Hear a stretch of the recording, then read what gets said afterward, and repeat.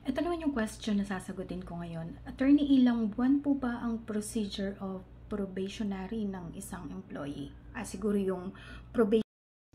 Okay, so tungkol ito sa isang probationary employee.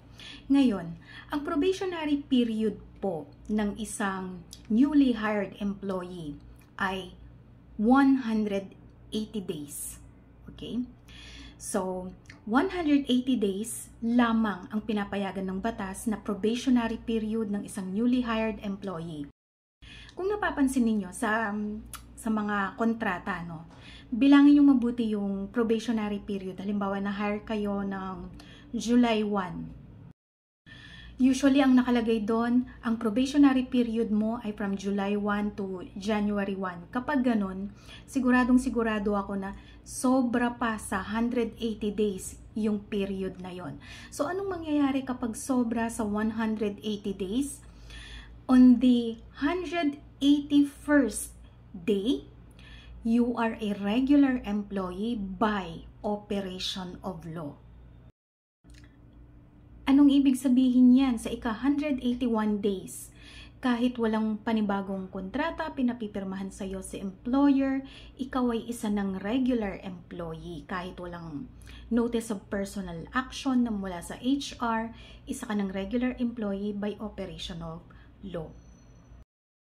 Anong mangyayari kung wala kang pinirmahan na kontrata? Ibig bang sabihin nun, hindi ka na empleyado ng inyong kumpanya? Empleyado ka pa rin po. Okay, kasi hindi lang naman ang isang kontrata ang makapagpapatunay na ikaw ay isang empleyado ng kumpanya. Meron ding ID, payslip, DTR, gano'n. Now, ano ang epekto ng walang kontratang pinapirmahan sa'yo sa employer? Ano ang effect? Ibig sabihin lang nun, on the first day of your employment, ikaw ay isa ng regular employee. Bakit? Kasi walang inilagay na standards na dapat mong ma-attain or ma-achieve or ma-meet para ikaw ay mag-qualify bilang isang regular employee. So, ibig sabihin kapag walang standards si employer na gustong ipa-achieve sa'yo on the first day of your employment, ikaw ay isang regular employee. Yan po ang epekto ng kawalan ng pinirmahang kontrata sa first day ng iyong employment kay employer. Pag probationary employee ka, pwede ka bang tanggalin anytime during your probationary period? Okay, hindi ka po pwedeng basta na lang tanggalin without just or authorized causes of termination na nakalagay sa labor code. Okay, just causes, serious misconduct, willful disobedience, gross neglect of duty, mga ganon, commission of a crime. Authorized causes naman, redundancy, retrenchment, closure ng business, ganon. Maliban doon, bilang isang probationary employee, pwede ka rin tanggalin kung hindi mo na-meet yung quota or hindi mo na-meet yung standard na sinet sa'yo na employer para ikaw ay mag-qualify bilang isang regular employee. Ngayon, saan mo makikita itong mga standards na to na dapat mong ma-achieve or ma-attain para mag-qualify ka bilang isang regular employee? Usually, dapat nakalagay ito sa iyong probationary contract or nakalagay ito doon sa notice or offer na ibinigay sa'yo. Na-explain doon, na ipaliwanag, nakadetalye, or naka-elaborate yung standards na dapat mong ma-meet to qualify as a regular employee. Ngayon, ano ba ang mangyayari kung halimbawang na-evaluate ka sa standards na hindi naman naipaliwanag sa'yo or hindi nasabi sa'yo?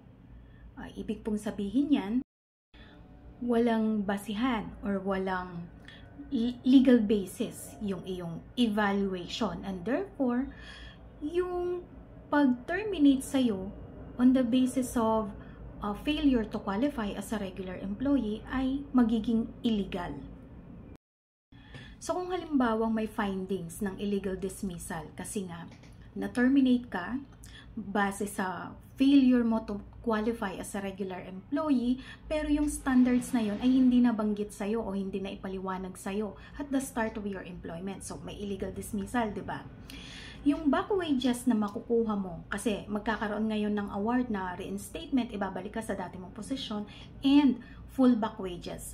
So, yung back wages na yung sahod na dapat mong matanggap magmula nang ikaw i-terminate hanggang sa maging final yung decision. Ibig bang sabihin, halimbawa tinanggal ka, 6 months kasi yung probationary period, di ba? Tinanggal ka sa ikadalawang buwan mo pa lang na probationary employee. Ibig bang sabihin, ang makukuha mong back wages ay yung natitirang 4 na buwan na lamang sa iyong probationary contract? Hindi. Ang makukuha mong back wages ay mula nung araw na tanggalin ka hanggang sa maging final yung decision ng korte. So, hindi lamang limitado yung sahod o yung back wages na makukuha mo doon sa natitirang portion ng iyong probationary contract. Hindi po. Ito naman yung second question. Wala po kaming kontrata sa work. Pero may mga payslip po kami. Halos 2 years din po ako sa pinasukan ko. Tapos bigla pong nagsara. May separation po ba kaming makukuha? Okay, nasagot ko na to dun sa isa pang video, no? Pero sige, sagutin uli natin para naman dito sa sender natin. Kapag closure ng business, not due to serious business losses, entitled ka sa separation na 1 month pay kung 1 year or less ka pa lang sa kumpanya, or 1/2 month pay for every year of service. And yung fraction na 6 months ay considered 1 year for purpose of computation. Okay, so closure ng business, entitled ka sa separation. Pero bago i-implement yon, dapat may 30-day notice sa empleyado and may 30-day notice sa DOLE. Okay.